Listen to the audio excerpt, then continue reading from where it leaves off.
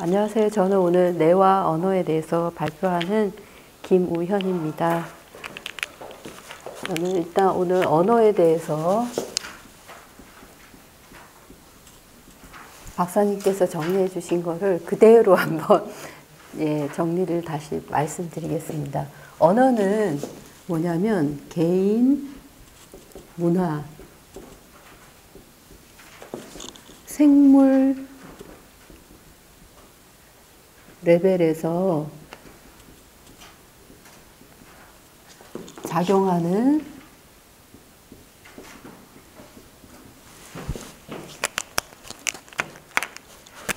역동적인 적응 과정이라는 거죠. 그래서 저는 이거를 진화라는 개념으로 저는 이해를 했습니다. 그리고 언어는 인류에 와서 인류가 가지는 새로운 것이 아니고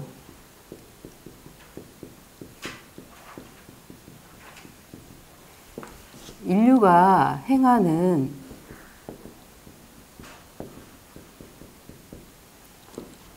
새로운 행위입니다. 왜냐하면 말할 수 있는 그 생물적인 언어 기관, 이게 기관지라든가 이런 거는 어떤 생물에도 다 있지만 언어라는 이런 상징을 쓰고 하는 거는 인류에 와서 시도했다는 거죠. 그래서 언어를 구분하는 단어는 뭐냐면 범주화된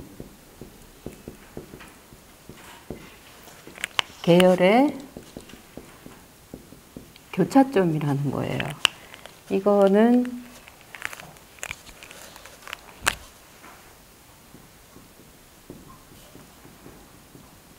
이거 굉장히 좀 어려운 얘기일지 모르지만 사실은 제가 이제 예를 들어서 우리가 많이 쓰는 뭐라는 이 한 단어 음절에도 이거를 높게 말하느냐 낮게 말하느냐 또는 짧게 말하느냐 길게 말하느냐에 따라서 우리가 다 달라질 수가 있어요. 거기에 우리가 이게 어떻게 말하느냐에 따라 한 단어지만 어떻게 말하느냐에 따라서 다 갈라질 수 있다는 거죠. 그래서 범주화 계열의 교차점이라는 거고요. 그 다음에 언어는 대표적인 상징을 쓰는 건데요. 일단 상징을 나타내는 그 기호 이론의 퍼스의 기호 이론을 잠깐 정리하자면 첫째는 도상적인 지시가 있어요. 아이콘이라고 하는 거. 가령 예를 들어서 제가 만약 야옹 야옹 하면 누구나 다 고양이라는 걸 알 수 있죠. 그리고 이렇게 나무 그림을 그리면 우리가 그게 나무라는 걸 알 수 있죠. 이거는 유사관계로 이루어졌어요. A는 바로 B인 거죠. 그 다음에 두 번째는 지표적인 지시가 있어요. 인덱스라고 하죠. 이거는 뭐냐면 그 서로 관계가 인과관계, 상관관계로 되어 있어요.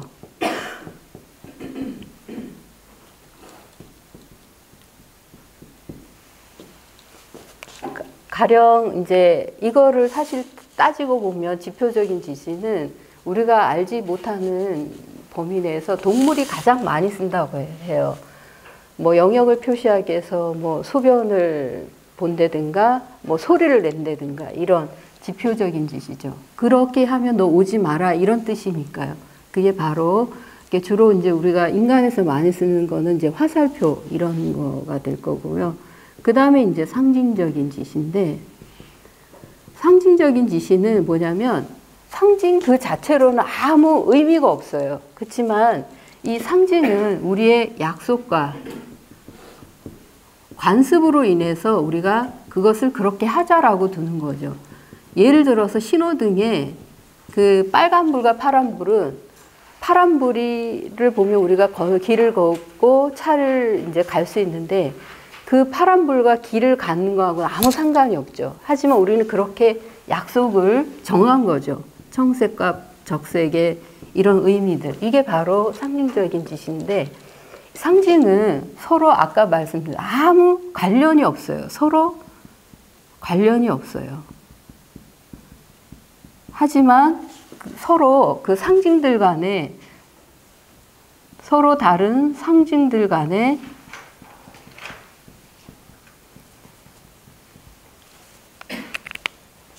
상징들만의 맥락 속에서 존재하는 거예요.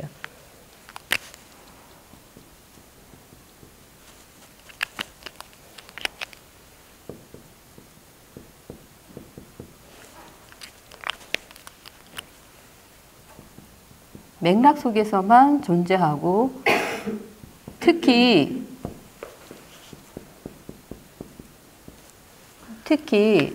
그 상징들 간에 제일 중요한 게 관계인 것 같아요. 관계 속에서만 존재합니다. 관계 속에서 존재합니다.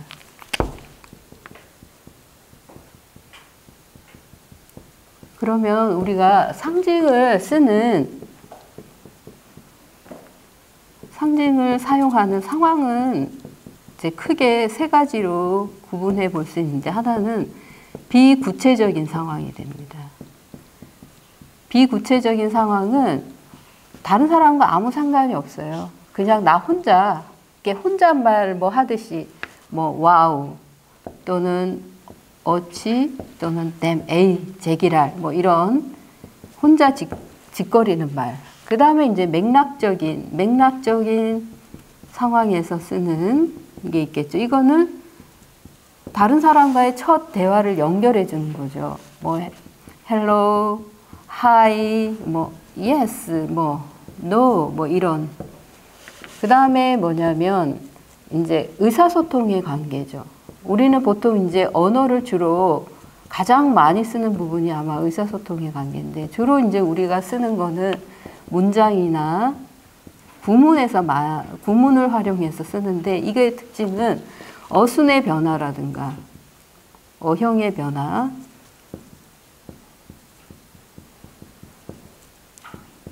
단어 순서의 변화,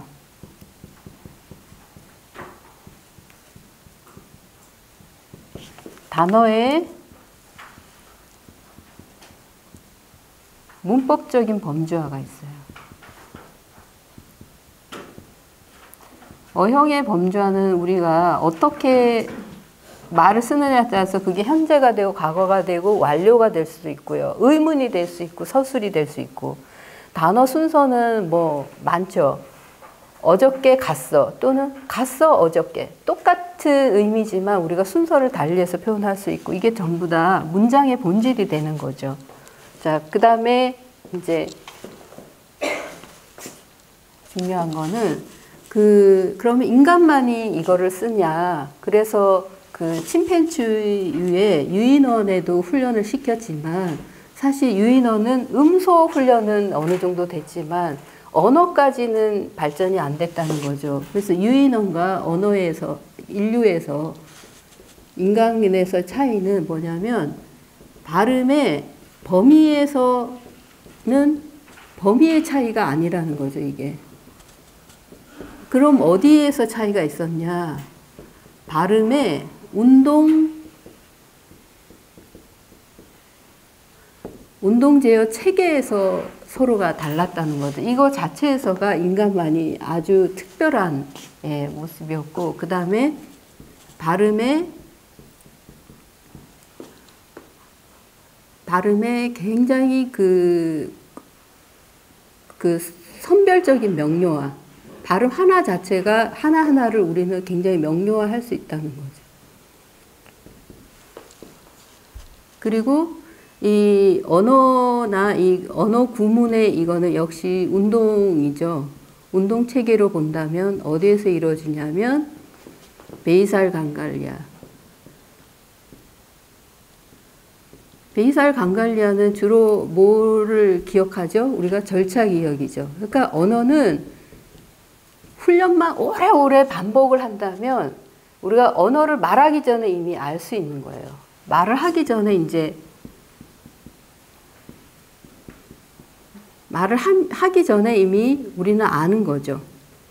그래서 이제 박사님께서 예를 들어준 게 B와 P의 발음인데 B는 입술이 열리고 25ms 이내 발음되는 게 B고 P는 25ms 이후에 발음되는 거라는 거죠.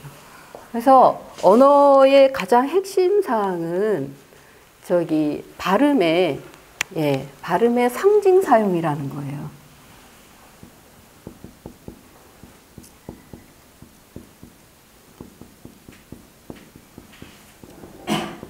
누구나 이 발음할 수 있는 생물, 어느 생물도 어느 정도 갖추어 있지만 그거를 상징적으로까지 발음 기관을 썼다는 거죠. 그 그림을 한번 그려보겠습니다. 우리가 그러기 위해서 일단 음식이 입에 들어간 상태와 삼킨 그 상태를 한번 구분해서 그려보겠습니다. 이게 윗니고요. 윗니에는 하드 플레이트라고 딱딱하게 된 부분이 있고, 밑에는 하드 파레트라고, 경구개라고 그러죠. 딱딱하게 된 부분.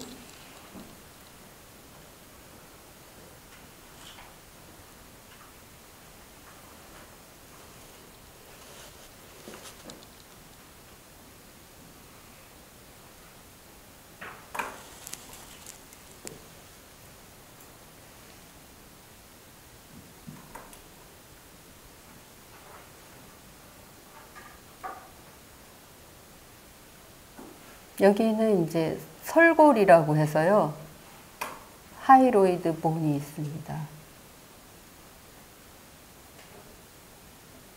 가장 특징적인 거는 우리가 이제 기도하고 식도로 가는 그 부분을 에피글로티스라고, 이게 열고 닫고를 해주는 거예요.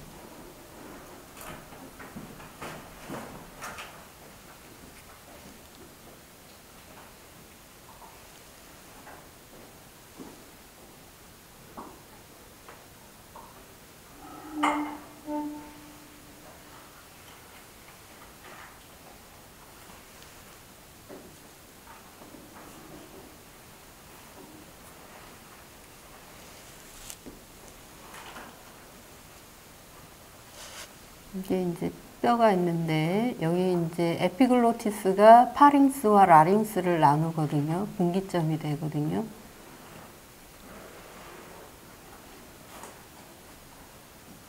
라링스는 이 경추, 서비칼의 4에서 7번 사이에 있고요. 이게 이제 혀고, 제일 중요한 거는 지금이 이제 발음이 되게 하는 이 부위, 연골.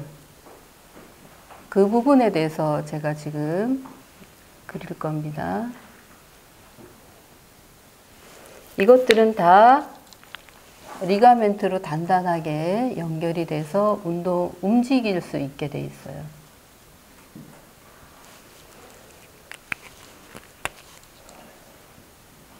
네, 이게 이제 이렇게 되는데, 명칭을 하나 더, 이건 이제 음식이 이렇게 입 안에 있는 상태입니다.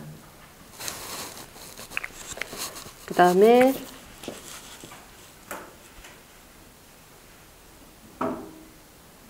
이제 삼키고 있을 때,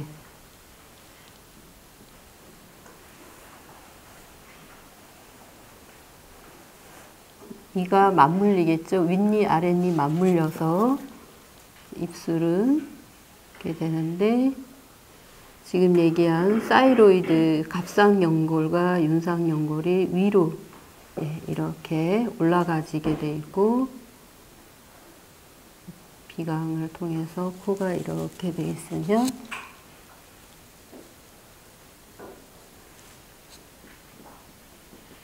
하드 파레이트, 소프트 파레이트, 그 다음에 이제 혀가 음식을 삼키면 저 위까지, 입천장까지 닿겠죠.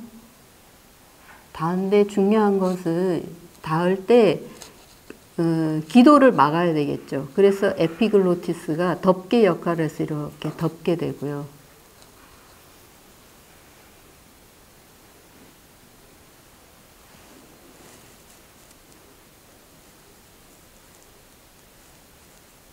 그래서 비강에서 내려온 이 부분은 조직은 이렇게 되고 척추뼈가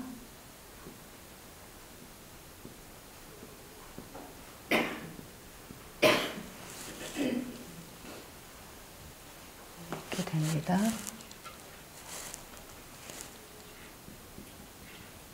이게 이제 빈 공간이죠. 트라키아고 여기는 음식이 내려가는 식도, 에스파고스예요. 이게 에소파고스, 이게 트라키아. 오늘 중요한 거는 사실은 이 사이로이드 카틸리지가 갑상연골의 위에까지 쭉 끌려 올라간다는 거죠. 우리가 음식을 삼킬 때, 삼키기 직전에 음식은 여기에 걸려 있는 거죠.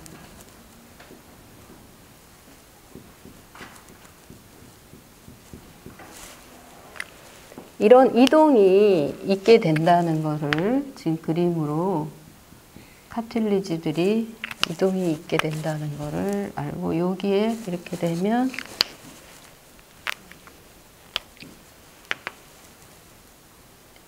보칼 폴드가 이렇게 있고요. 자, 이름을 한번 써보자면 이렇게 비강이 세부천으로 되어 있고, 나살 캐비티가 있고, 제일 중요한 건 이 이름인 것 같아요. 사이로이드 카틸리지. 그 다음에 이거는 크리코이드 카틸리지가 있고요. 여기가 에피그로티스, 요 윗부분은, 에피그로티스 윗부분은 파링스라는 거죠.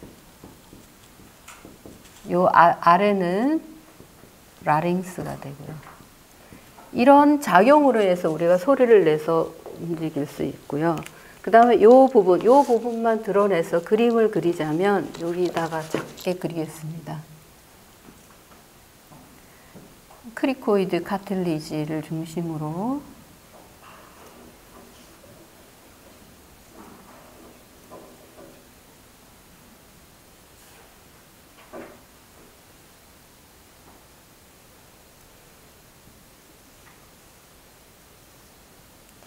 이거는 리가멘트로 다 연결이 되어 있고요. 위에 막에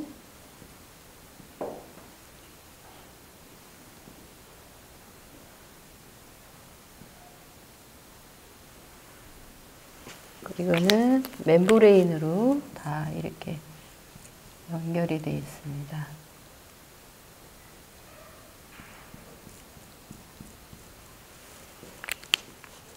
그리고 제일 중요한 부분을 잠깐 그려보겠습니다. 아리테노이드라고요. 이게 아주 다각도로 움직이면서 소리를 내게 하는, 박사님께서는 이거를 제우스라고 표현을 하시거든요. 그래서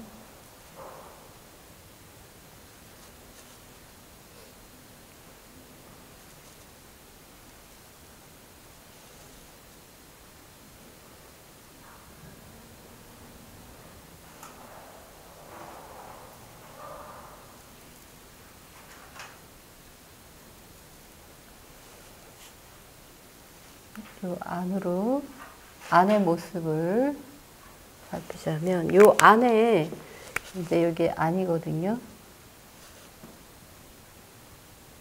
들은 이것이 인대로 연결이 되어 있고요. 멤브레인으로 돼 있고, 중요한 거는 아까 열고 닫는 에피그로티스가 어디 있냐면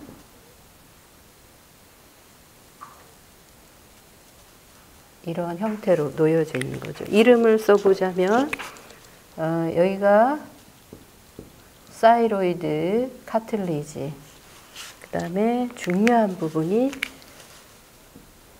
아리테노이드의 카틸리지고요.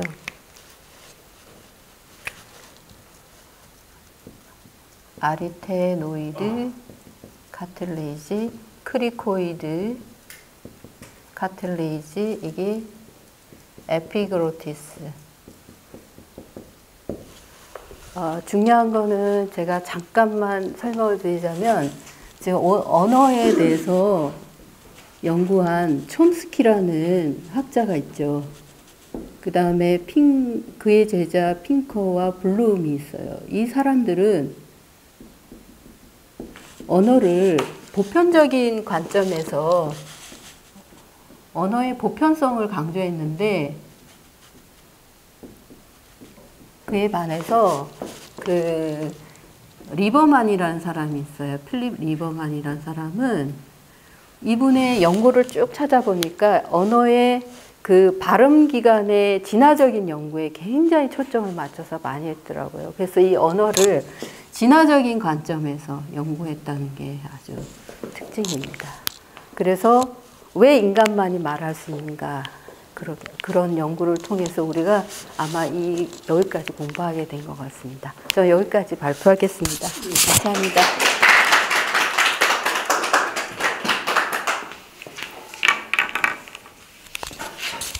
시간이 자꾸 오버되면 안 돼요, 다들.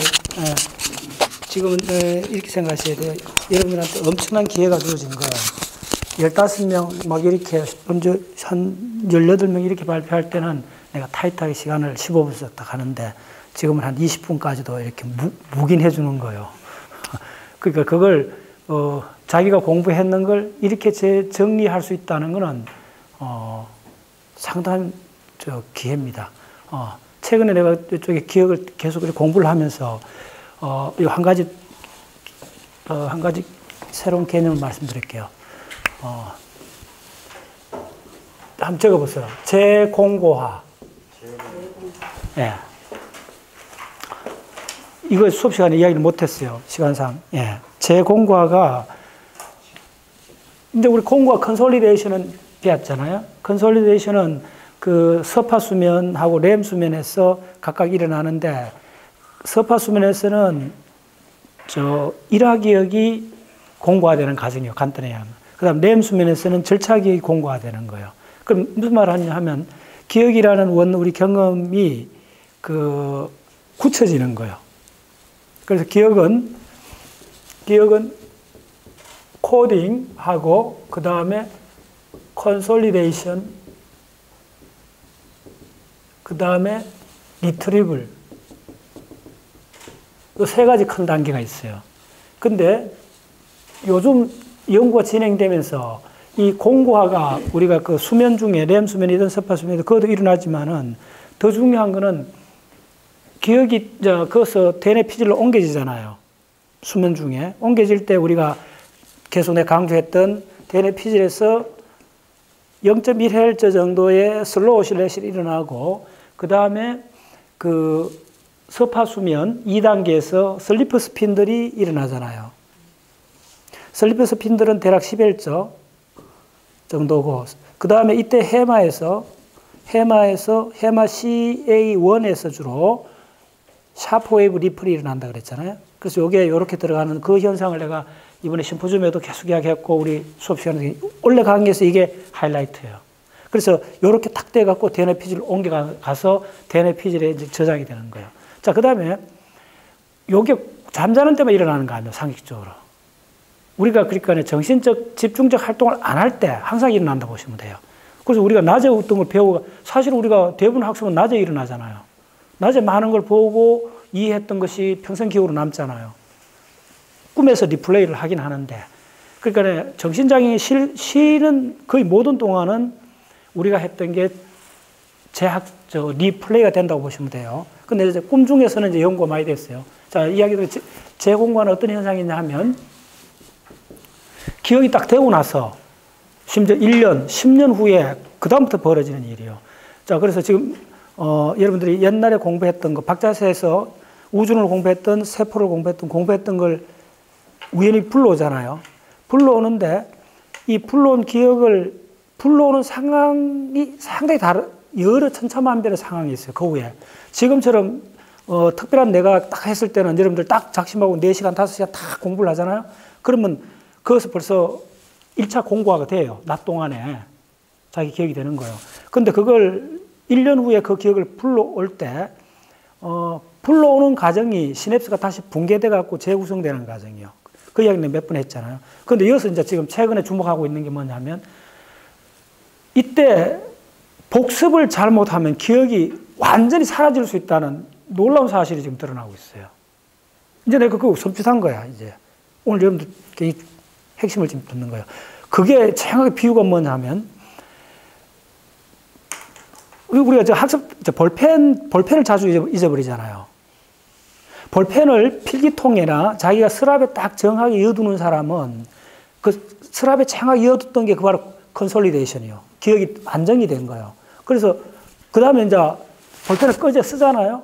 이 수은 개념 아닙니다. 끄집어 쓰면 임시적으로 급하게 쓰잖아요. 쓰고 다시 제자리에 안 돌려놓으면 다음에 볼펜 어디인지 어떻게 찾아요? 학습 탐사 가면 내가 볼펜을 노상 잊어버려갖고, 심지어 우리 여러 사람 단체로 행동해보면 볼펜 이거 노상 잊어버린다고요. 그 다음에 여러분들 집안에 뭐 망치나 이런 간단한 도구들, 매일 쓰는 건 아닌데, 1년에 한두 번 쓰는 거는 제자리에 안 갖다 놓으면, 그 다음에 완전히 잊어버리잖아요.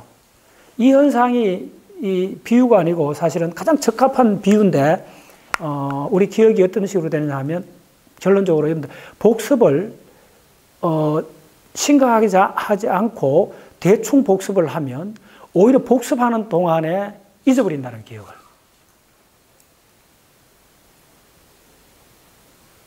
이 감이 안 올 거예요. 이 말이 무슨 말인지. 이런 게 있죠.